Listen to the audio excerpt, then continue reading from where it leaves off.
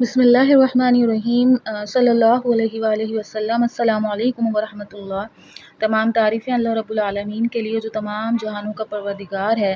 بعد اللہ رب العزت کی تعریف کے لاکھوں کروڑوں درود و سلام بجانب خاتم النبیین حضرت محمد مصطفیٰ صلی اللہ علیہ وآلہ وسلم پر۔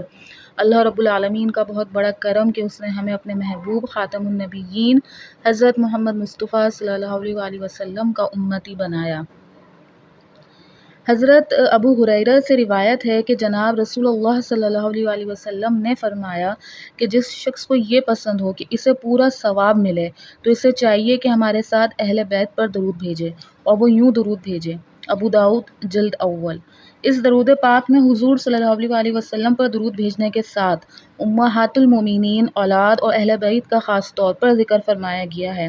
اس لیے جو یہ درود پڑھے تو اللہ تعالیٰ حضور صلی اللہ علیہ وآلہ وسلم کی ازواج مطہرات، اولاد اور اہل بیت کے صدقے اس کی اولاد اور اہل خانہ پر اپنی رحمت کی بارش کرے گا اور بے پناہ فضل و کرم سے نوازے گا۔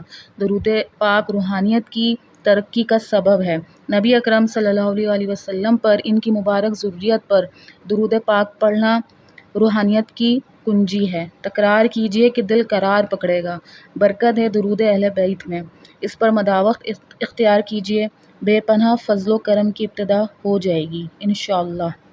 اللہ پاک بات کو سمجھنے کی، اس پر عمل کرنے کی توفیق عطا فرمائے۔ اپنے نبی خاتم النبیین حضرت محمد مصطفیٰ صلی اللہ علیہ وآلہ وسلم سے محبت کیجئے، ان کو پہچانیے اور خوب درود و سلام کا تحفہ بجانب خاتم النبیین حضرت محمد مصطفیٰ صلی اللہ علیہ وآلہ وسلم کی خدمت اطہر میں دل و جان سے پیش کیجئے۔ السلام علیکم۔